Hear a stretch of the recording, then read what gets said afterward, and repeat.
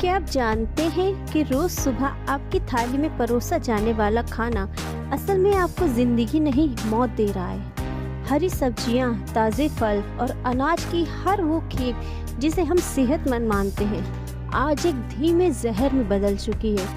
मुनाफे की अंधी दौड़ में हमारे खेतों को रसायनों की प्रयोगशाला बना दिया गया है। कीटनाशकों का यह अंधाधुंध इस्तेमाल हमारी फसलों को नहीं बल्कि हमारे आने वाले कल को नष्ट कर रहा है।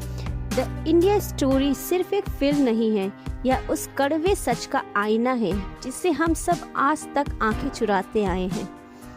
कहानी शुरू होती है योगेश पाटिल से, एक सीधा साधा आम नागरिक, एक ऐसा पिता जिसकी पूरी जिंदगी उसकी छोटी सी बेटी के इर्द गिर्द घूमती थी।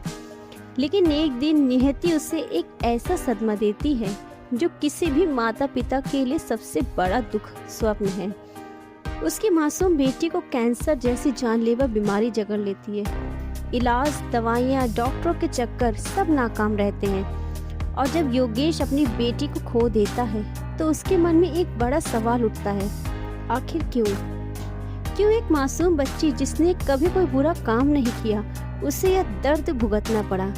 जवाब चौंकाने वाला था, वही खाना जिससे वो अपनी बेटी को ताकत देने के लिए खिला रहा था, उसमें मौजूद जहरीले रसायनों ने उसकी जान ले ली।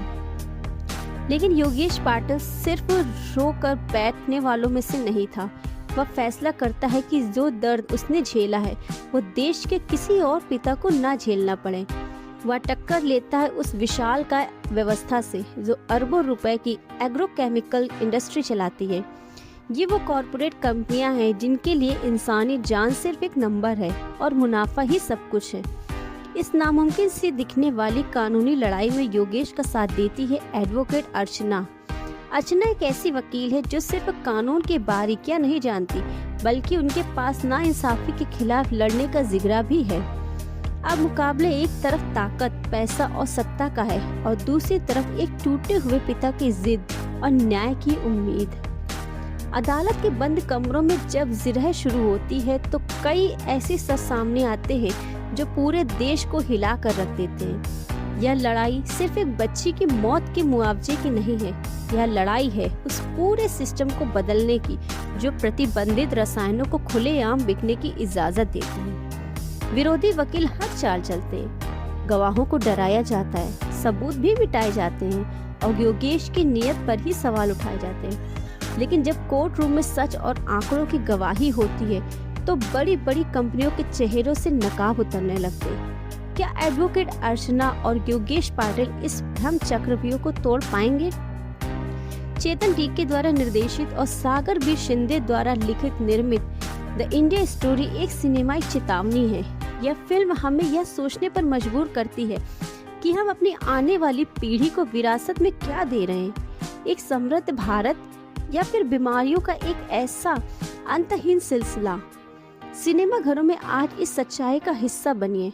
देखिए एक आम आदमी की सबसे बड़ी कानूनी जंग, द इंडिया स्टोरी, 24 जुलाई 2026 से आपके नजदीकी सिनेमा घरों में हिंदी, तमिल और तेलुगु भाषा में।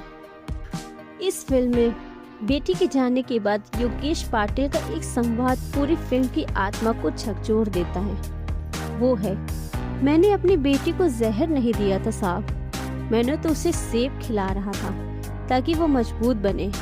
मुझे क्या पता था कि बाजार से खरीदा हुआ वो लाल सेब मेरी बेटी का कफन का कपड़ा बन जाएगा। इस देश में कीड़े मारने वाली दवा बाद में असर करती है, पहले मासूम बच्चे की सांसें रुक जाती हैं।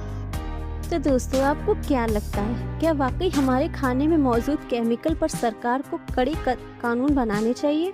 अपनी राय कमेंट बॉक्स में जरूर लिखें। इस वीडियो को अपने दोस्तों और परिवारों के साथ शेयर करें ताकि हर कोई जागरूक हो सके। वीडियो को लाइक करना ना भूलें। मिलते हैं अगले वीडियो में, तब तक के लिए स्वस्थ रहिए, सुरक्षित रहिए। जय हिंद। और आखिरी बात, एक शायराना कटाक्ष गूंज के साथ, फाइलों में लिख दिया था कि देश का किसान खुशहाल है, मगर हकीकत ये है कि हर थाली में छिपा एक काल है। तो मुनाफे की तराजू पर तोलते रहो इंसानी सांसें, यहाँ तुम्हारी रसायनों की मंडी में हर घर बेहाल है, हर घर बेहाल है।